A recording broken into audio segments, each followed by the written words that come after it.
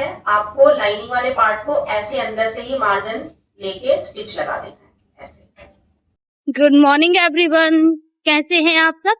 I hope मस्त होंगे। So guys, आपकी दुआ से मैं भी मस्त हूँ और डेली की तरह आज भी जा रहे हैं फिर कोचिंग। तो बने रहे हमारे ब्लॉग में और निशा मैम से कुछ ना कुछ सीखते रहे। और एक कमेंट तो निशा मैम के लिए कर ही सकते हैं आप कि thank you so much Nisha ma'am, जो आपके लिए इतना अच्छा कंटेंट प्रोवाइड कराते हो फ्री में। जबकि ये जो मैम का कंटेंट है ये पेड बैच का है, तो कोई भी नहीं देता, नीचे मैम दे रही, तो आपको थैंक यू नीचे मैम जरूर लिखना चाहिए। और वीडियो को लाइक और चैनल को सब्सक्राइब करते रहें और अपनी फैमिली को और ज्यादा बड़ा करें। तो thank you so much everyone. So finally guys हम कोचिंग कर। Sir good morning. Good morning Mamata didi. Good morning Mamata didi. Good morning everyone. Good morning Sonu.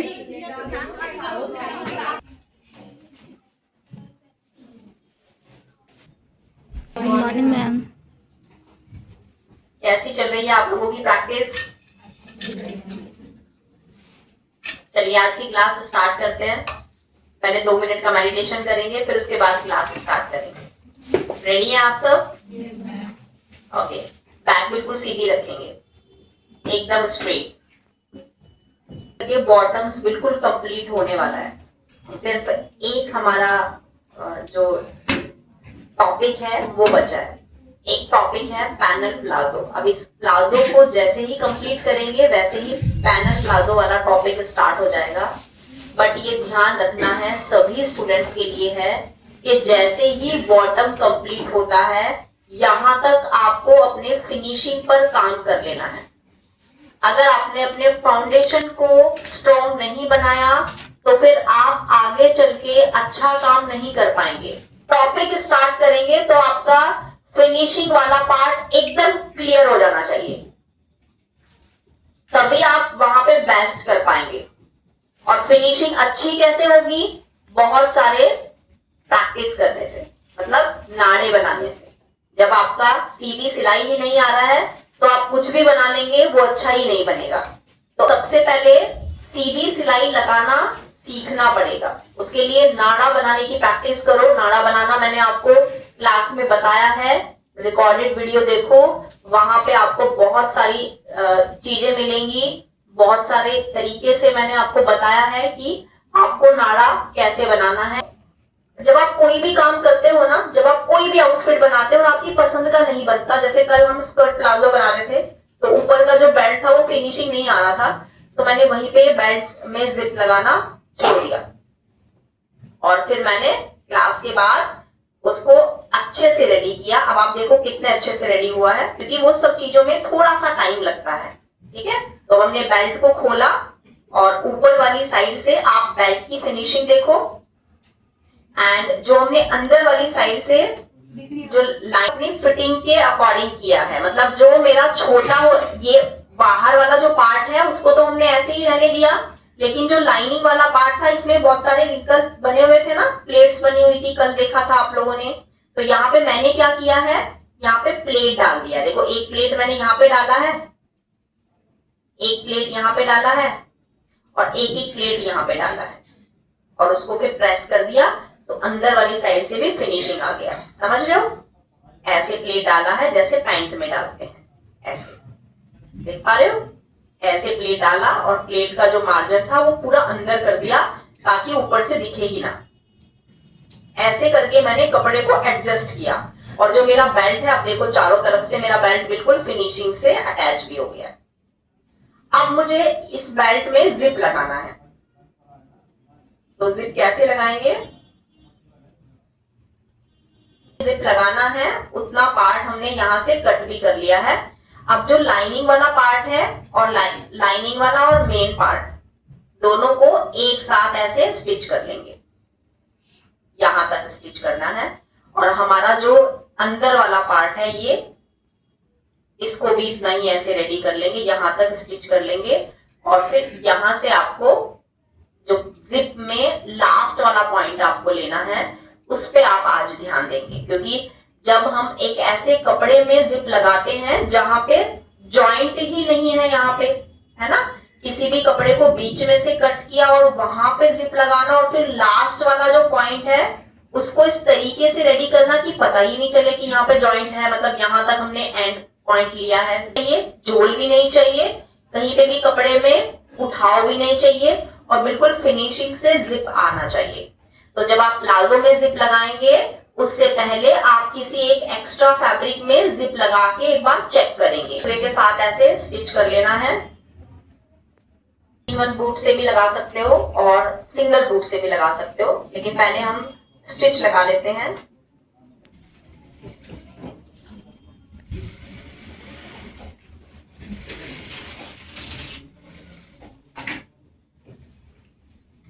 दूसरे भी ऐसे ही करेंगे।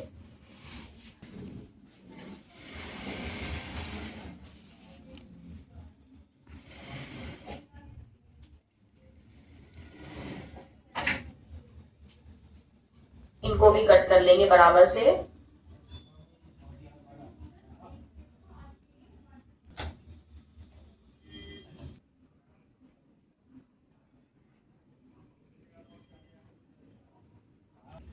पॉइंट वहां पे आपको ध्यान देना है। चौक तो यहाँ पे आपने जितना अच्छे से सिलाई लगाया उतना ही अच्छे से आपकी जिप भी आएगी। तो मुझे यहाँ तक सिलाई लगाना है। अब देखो सिर्फ एक पॉइंट जितना इधर लेना है, एक पॉइंट जितना इधर लेना है, इस लाइन पर मिला देना। तो यहाँ पे जो लास्ट वाला पॉइंट है यहाँ पे आपको जो मार्जिन लेना है वो बहुत कम लेना है। देख पा रहे होंगे मैंने एक पॉइंट इधर लिया और एक पॉइंट इधर लिया, सिर्फ उतना ही लेना है जितना आपके बूट का ये साइज है। इधर रखना है, इधर ही इतना ही इधर रखना है जितना आपके बूट का ये वाला पॉइंट है। ना यहाँ पे गाइडलाइन मिली होती है जिप में ही, कोशिश करो कि ये वाला पॉइंट यहाँ पे ना आ जाए, वरना क्या होता है ये स्किन में चुभने लगता है। ठीक है, इसको हमेशा ऊपर की तरफ ही निकालो, ऊपर की साइड इसको हमेशा निकालना है और जहां पे भी जिप लगाना है वहां जहां से भी स्टार्ट करोगे। अब पहले मैं एक बार अपना साइज तो देख लूं, मेरा साइज कितना है ना, तभी मुझे पता चलेगा मुझे यहां से लगाना है यहां से लगाना है। एक बार मैं साइज देख लेती हूँ।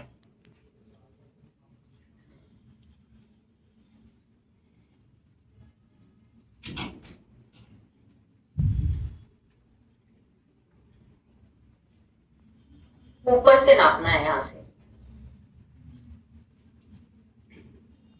तो मेरा जो साइज है वो 30 है। ठीक है, तो 30 यहाँ पे आ रहा है मेरा। थोड़ा सा मैं इधर ले रही हूँ, एक पैर जितना। दोनों साइड में हम निशान लगा देंगे। यहां से जिप लगाना स्टार्ट करें। पहले मैं ये चेंज कर लेती हूँ, बूट चेंज कर लेती हूँ क्योंकि अभी हमारा नॉर्मल बूट लगा है।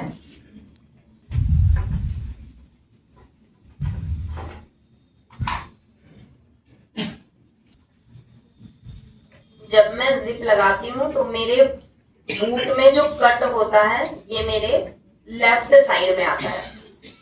इसका भी एक रीजन है कि जब हम जिप लगाएंगे तो हमारी जिप का जो पॉइंट है वो इधर ही रहेगा, इसीलिए मैं हमेशा यही वाला बूट यूज करती हूँ जब इनविजिबल जिप लगाती हूँ। तो अभी बूट कंफर्टेबल हो, जिसमें आप कंफर्टेबल हो यूज करने में, वही आप यूज करेंगे। जब आप बूट लगा रहे हो अपनी मशीन में तो आप देखेंगे ध्यान से कि आपका जो निडल है वो इस बूट के कट के इधर नहीं आना चाहिए, वो कट के इधर ही होना चाहिए। देखो मेरा यहाँ पे आ रहा है बिल्कुल बराबर सेंटर में, इधर की तरफ साइड में आ रहा है। कट में इधर जगह है, हमारे बूट में एक कट होता है और ये जो गैप होता है ये इधर होना चाहिए, ना कि इधर होना चाहिए। जिप के पास में आएगी, एकदम पास में। मेरा पूरा ध्यान मेरी जिप और मेरे कपड़े पर रहेगा क्योंकि मेरा कपड़ा तो बहुत ज्यादा फिसलने वाला है। तो कपड़ा मेरा ज्यादा फिसलता है, इसीलिए हम यहाँ पे जो सिलाई लगाएंगे वो कोशिश करेंगे कि जिप और मेरा नीचे वाला कपड़ा बराबर रहे। ना मुझे जिप को खींचना है ना मुझे कपड़े को खींचना है। में लगेगी वो बाद में देखेंगे, पहले तो जिप सही से लग ही जाए वही अच्छा है। नीचे से धीरे धीरे मार्जिन कम होते जा रहा है, क्योंकि जो एंड पॉइंट है वहां पे कम से कम मार्जिन मुझे चाहिए। जितना मार्जिन मेरा कम होगा एंड पॉइंट में, उतना ही मेरा जिप अच्छा बनेगा, अच्छा लगेगा।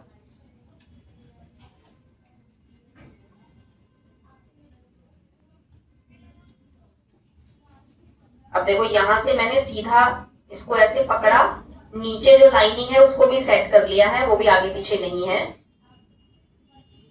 लास्ट वाला जो पॉइंट है जहां पे निशान लगा है, मुझे मेरा पूरा ध्यान मेरे इस निशान के ऊपर है, मतलब जहां पे मैंने निशान लगाया है वहीं तक मेरा पूरा जिप आना चाहिए। धीरे धीरे आते रहेंगे और जहां पे निशान लगा है, जहां पे एंड पॉइंट है, वहीं पे लॉक लगा देंगे।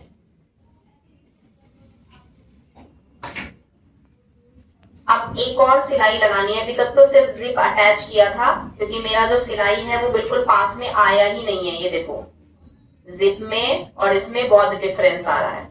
अब मुझे क्या करना है, जिप के बिल्कुल पास में सिलाई लगाना है।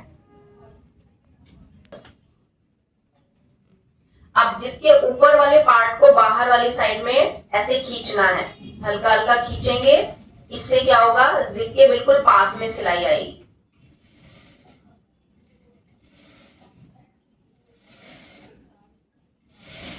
अब सिलाई लगाना बहुत आसान हो गया है, क्योंकि अटैच है ऑलरेडी हमारी जिप। बस मुझे इसको बाहर की तरफ खींचना है और सिलाई लगा देना है।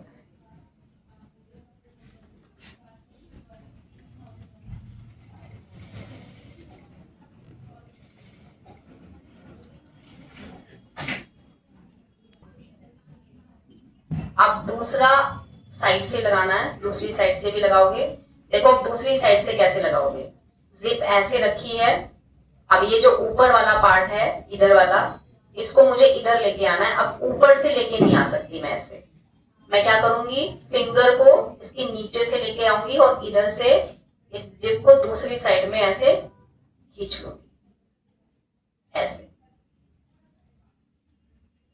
अब आपको जिप ऐसे ही रखनी है, जहां पे आपका ये निशान लगा हुआ है यहीं पे बिल्कुल सामने आपको ऐसे जिप रखना है। पहले काम कर लेते हैं, करेंगे ऐसे।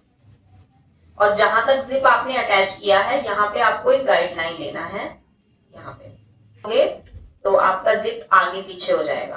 तो यहाँ पे आपको एक गाइडलाइन लेना है। अब आपको जिप ओपन करना है। अब देखो गाइडलाइन ओपन करने पे भी आमने सामने दिख रही है। अब आपको जिप नीचे की साइड से ऐसे दूसरी साइड में लेके आना है।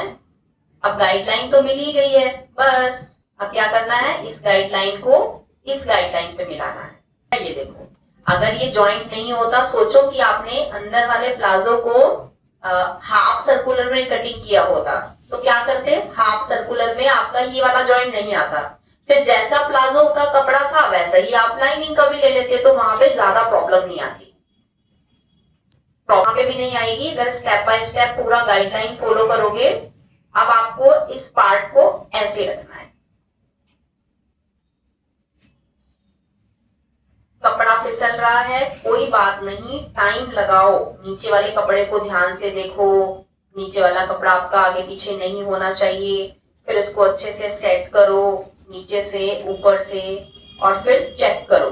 क्या चेक करो, ये चेक करो कि जो बीच में गैप है वो बिल्कुल बराबर होना चाहिए, प्लस आपने जो गाइडलाइन लिया है ऊपर और नीचे दोनों पार्ट में गाइडलाइन बराबर होना चाहिए। और ये जो गैप है ना, ये बस उतना ही गैप हो कि आपका जो बूट है वो आसानी से बीच में ऐसे सेट हो जाए।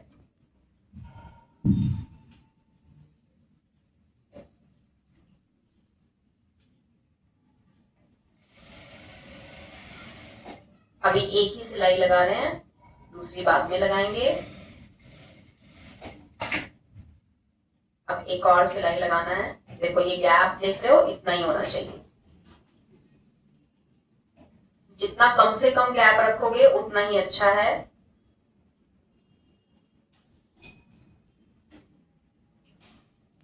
ताकि आपकी सिलाई पास में आए। स्ट्रेच करेंगे।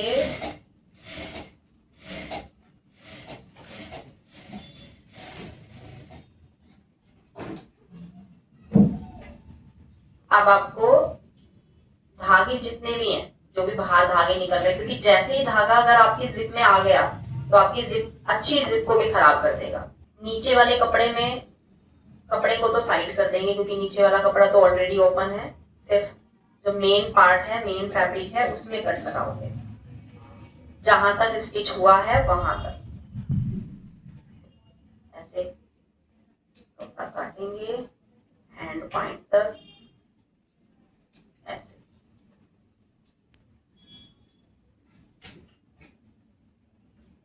अब आप जिप को बंद कर लेंगे।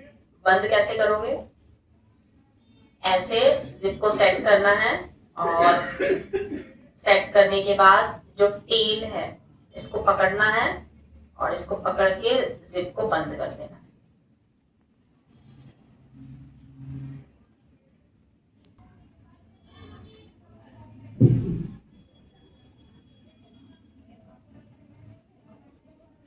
जिप तो अच्छे से लग गई है, लेकिन जो एंड वाला पॉइंट है ना, वहां से हमने थोड़ा छोटा और बड़ा हो गया। ये पता है क्यों हुआ है? रीजन क्या है? एक साइड से जब जिप लगाया है, एक साइड से स्ट्रेच कर दिया कपड़े को, और एक साइड से स्ट्रेच नहीं किया। तो अगर हम यहाँ पे गाइडलाइन नहीं लेंगे तो ऐसा ही होगा। हमने यहाँ पे गाइडलाइन ले लिया था, एक और गाइडलाइन लेना है जो आपका यहाँ पे आएगा, जो आपकी इस बेल्ट को आगे पीछे होने नहीं देगा।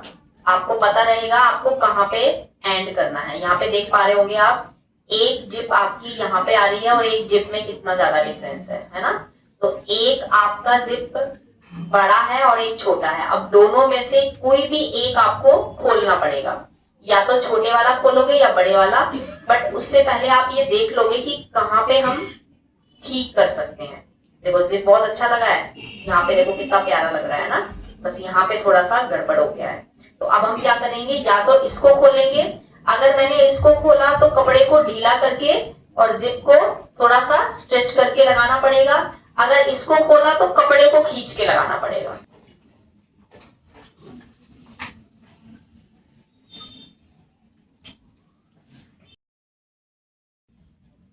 ढीला करके लगाना है, लूज करके लगाना है। ऐसा कोई बहुत बड़ी बात नहीं है कि ये बार बार हमें खोलना पड़ रहा है। ऐसा कभी कभी होता है, हमेशा ऐसा नहीं होता कि छक्का हमेशा ही लग जाता है, नहीं लगता ना कभी कभी। तो ऐसा होता है नॉर्मली। ये मत समझना कि बार बार खोलना पड़ रहा है। वो अच्छे अच्छे लोगों को खोलना पड़ता है, अच्छे अच्छे एक्सपर्ट्स को खोलना पड़ता है। और कभी कभी ऐसा होता है कि एक ही बारी में अच्छा हो जाता है। थोड़ा सा ना बाहर लूंगी, मतलब जहां पे मैंने गाइडलाइन ली है ना उससे भी बाहर लूंगी।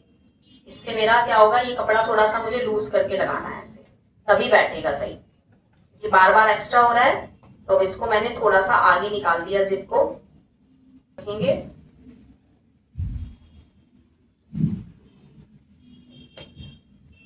और इतना भी लूज नहीं रखेंगे कि हमारा ये बेल्ट लगाते हुए तो नहीं किया, ऑलरेडी छोटा बड़ा होगा ये।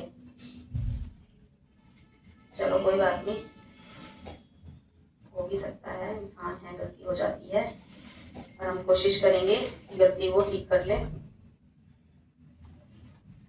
ध्यान रखना।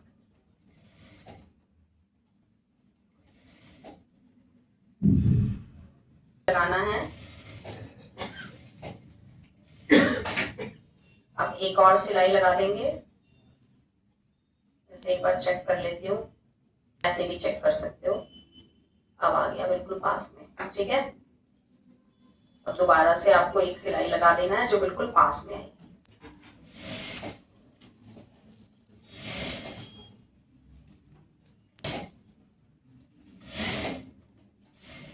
बड़े दिनों बाद ऐसा हुआ है कि 2 बार मुझे खोलना पड़ा है, तो ये वाली वीडियो निकाल देना, इसकी रील बनाना है एक अच्छे से।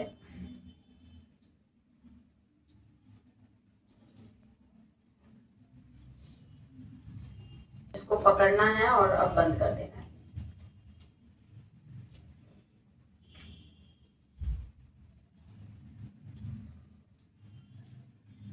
अब देखो बराबर सही आ गया है, फिर भी हो गया ये वाला। मैंने बोला था ना छोटा हो गया। आज कितना फेस करके मैं उठी थी।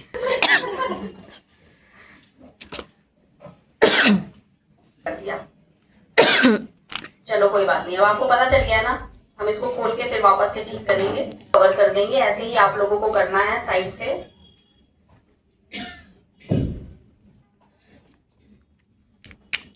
तो साइड से बराबर ही करेंगे। इसके सेंटर पे जाएंगे। सेंटर पे कैसे जाएंगे? जहां पे जिप लगा है, इसका जो मेन फैब्रिक है, इन दोनों के बीच में आना है। अब आपका जो ये लाइनिंग वाला पार्ट है, आपको लाइनिंग वाले पार्ट को ऐसे अंदर से ही मार्जिन लेके स्टिच लगा देना है, ऐसे सिर्फ मार्जिन।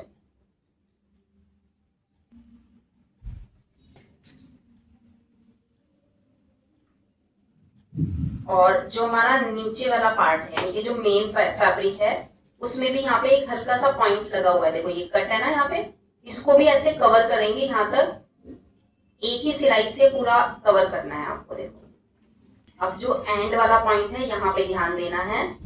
यहाँ पे आपको बहुत बारीक सिलाई का जो गैप है वो मैंने कम कर दिया ऑलरेडी पहले ही।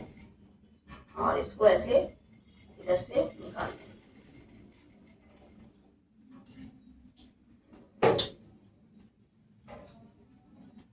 एक और सिलाई लगाएंगे।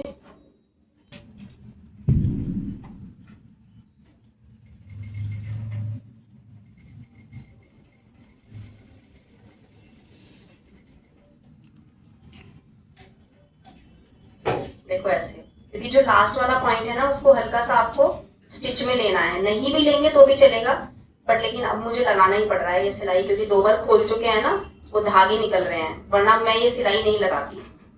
लिया है, धागे भी निकल रहे हैं, तो मुझे लगाना पड़ेगा। और बिल्कुल एकदम रॉकेट की तरह जाना है नीचे की तरफ, ऐसे एकदम से मोड़ना नहीं है। जब तक आपका ये जो पॉइंट है ऐसे नहीं बन जाता, तब तक आपको ऐसे ही सिलाई लगानी है। देखो मेरा ना यहाँ से ज्यादा हो रहा था, यहाँ से एकदम से ऐसे आ गया था, तो मैंने एक और सिलाई लगा के इसको थोड़ा सा आगे तक बढ़ा दिया। मैं सीधी साइड से आऊंगी, प्रेस कर लेते हैं थोड़ा सा। अब यहाँ पे जो ये आगे की तरफ निकली हुई है ना, ये हमारी जिप, इसको हम ऐसे अंदर ही लास्ट वाले पॉइंट में हमने मार्जिन बहुत कम लिया है।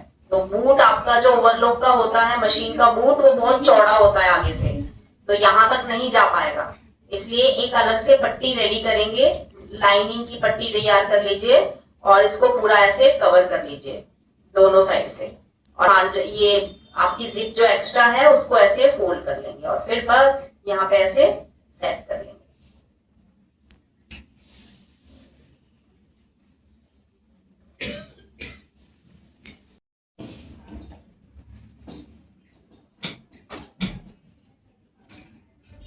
ठीक है, इस तरीके करना है, क्योंकि अभी तक हमने ऊपर तक का प्लाजो पूरा रेडी कर लिया है। साइड में जो आपका ये आगे पीछे है, इसको हम क्लास के बाद खोल के ठीक करेंगे। देखो एक पॉइंट जितना हमारा बराबर हो रहा है, हमने 1 2 3 3 बार हमने खोल के ठीक किया, फिर भी नहीं हुआ, तो अब हम चौथी बार क्लास में करेंगे ही नहीं, हम क्लास के बाद करेंगे। ठीक है, इसको बराबर करेंगे, बराबर करके यहाँ पे हुक और लॉक लगा देंगे। साइड वाला जो जिप है हमारा वो बहुत अच्छे से सेट हो गया है, लग गया है, यहाँ पे हमें कोई प्रॉब्लम नहीं आई है। अब हमारा लेंथ कट करना है हमें। देखो हम पहले जो प्लाजो कट किए थे वो तो हमने काउंटर पे रख के कट कर लिया था, लेकिन अभी हम डमी का यूज करके करेंगे। और अगर डमी नहीं है तो जिसका प्लाजो बना रखा है, जिसका भी है, उसको पहना लीजिए।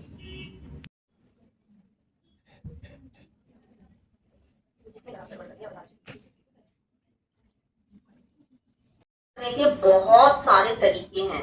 आपने अगर डमी, आपके पास अगर डमी है तो आप प्लाजो को इस तरीके से डमी को प्लाजो पहना भी सकते हो, पहना के भी कर सकते हो, बट वो पहन नहीं पाएगी क्योंकि इसकी एक ही टांग है, ऐसे दो नहीं है। ठीक है, उसके लिए आपको फुल डमी की जरूरत पड़ेगी। तो आपको, आपके पास अगर कोई ऐसा क्लाइंट है या कोई ऐसा पर्सन है घर में, तो उसको भी पहना सकते हो, वॉल पे हैंग कर सकते हो। ठीक है, कहीं पे भी कर लीजिए, ऐसे आपको सेट कर लेना है ऊपर से। अब जितना भी आपको लेंथ चाहिए, जैसे मुझे चाहिए इस प्लाजो का लेंथ 40.5, तो जहां पे भी 40.5 है वहीं पे मेजरमेंट टेप को ऐसे नीचे कर लेंगे, लटका लेंगे ऐसे। ऐसे मत करिएगा वरना काटते हैं ना गलती से मेजरमेंट टेप भी कट जाता है, क्योंकि मेरे बहुत सारे कट चुके हैं। मैं क्या करती थी पहले, मेजरमेंट टेप को ऐसे कर लेती थी और जहां पे भी 41 आता था वहीं से ही मेजरमेंट टेप कट जाता था। तो इसी केस को उल्टा रखो, ओके। ऐसे कपड़े के बीच में आएगा तो आपको दिखेगा नहीं, और मैं एक मेजरमेंट टेप नहीं लगाती, बहुत सारे लगाती हूँ, सारे कटते चले जाते हैं। इसीलिए पिन लगाते रहिए। जैसे 41.5 है तो 40.5 है तो 41 तक आप इसे रख सकते हो ऐसे। इस वाले मेजरमेंट टेप को तो उधर तक नहीं ले जा सकते वरना फिर बार बार निकालना पड़ेगा, इसलिए 2 मेजरमेंट टेप हमने सेट कर दिया ऐसे। पुराना सा दे दो वरना छेद हो जाएगा। पिन लगा दिया ऐसे। अब एक और तरीका है, अगर आपके पास मेजरमेंट टेप नहीं है, मतलब ऐसे बहुत सारे मेजरमेंट टेप नहीं है, एक ही है, तो एक ही तो आप ऐसे हैंग कर सकते हो। फिर आप ना ये एल वाला शेपर यूज करो, दूसरा तरीका है ये। नीचे बैठ जाओ। यदि आपके मेजरमेंट टेप में 41 आ रहा है, वहां पे इस एल शेपर को बिल्कुल जमीन पे सेट करो ऐसे। जमीन पे सेट करके देखो इस एल शेपर पे कितने इंच पे आ रहा है। ये देखो यहाँ पे आ रहा है 36.5 पे, ठीक है। तो पूरे मेजरमेंट टेप में पूरे डमी पे जो प्लाजो लगा है 36.5 जहां पे भी आएगा ऐसे निशान लगाते रहो, ऊपर कटेगा।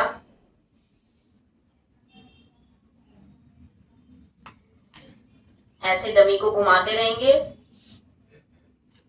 गाइडलाइन लेते रहेंगे।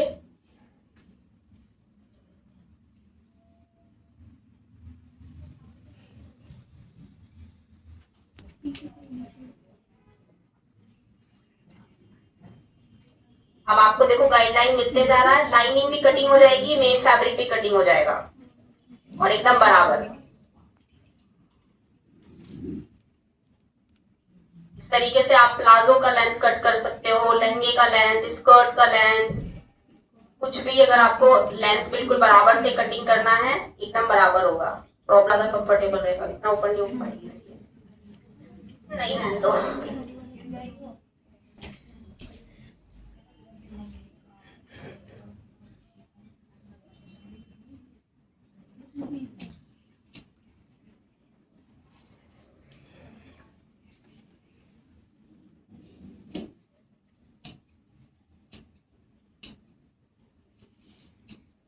अब इस तरीके से आपका जो लेंथ है वो बिल्कुल बराबर आएगा।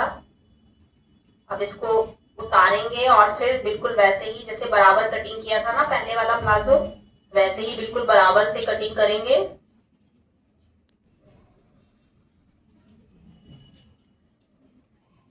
अब इसको डमी से उतार रहे हैं, अब लेंथ नीचे से बिल्कुल बराबर कटिंग करेंगे, इक्वल। देखो लाइनिंग भी अपने बिल्कुल बराबर ऊपर वाले पार्ट के अकॉर्डिंग कटिंग हो गई है। अब जो भी लाइनिंग है, आपका मेन फैब्रिक है, उन सबको हम बराबर कटिंग करेंगे और फिर लास्ट में नीचे से फोल्ड कर देंगे। लाइनिंग को तो फोल्ड भी कर सकते हैं और लाइनिंग थोड़ा सा छोटा ही होना चाहिए बड़े आपके मेन फैब्रिक के अकॉर्डिंग। अब देखो ये जब आप डमी पे कटिंग करते हो ना तो ये बराबर से कटिंग नहीं होता, फिनिशिंग से नहीं होता, लेकिन अभी आपका फिनिशिंग से हो जाएगा क्योंकि आप नीचे काउंटर पे रखोगे और जो अनइक्वल फैब्रिक है उसको ऐसे इक्वल रख के कट कर लोगे।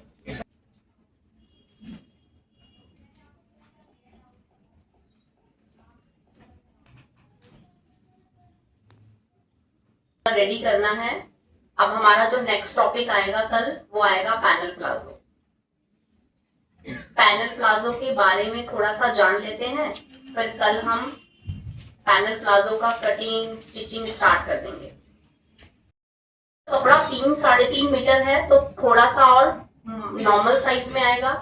अगर 5 से 6 मीटर कपड़ा है पैनल प्लाजो के लिए और उसमें पूरे में पैनल प्लाजो ही बनाना है तो फिर घेरा ज्यादा आएगा। और डिपेंड करता है कि आपको पैनल प्लाजो कौन से कपड़े से बनाना है।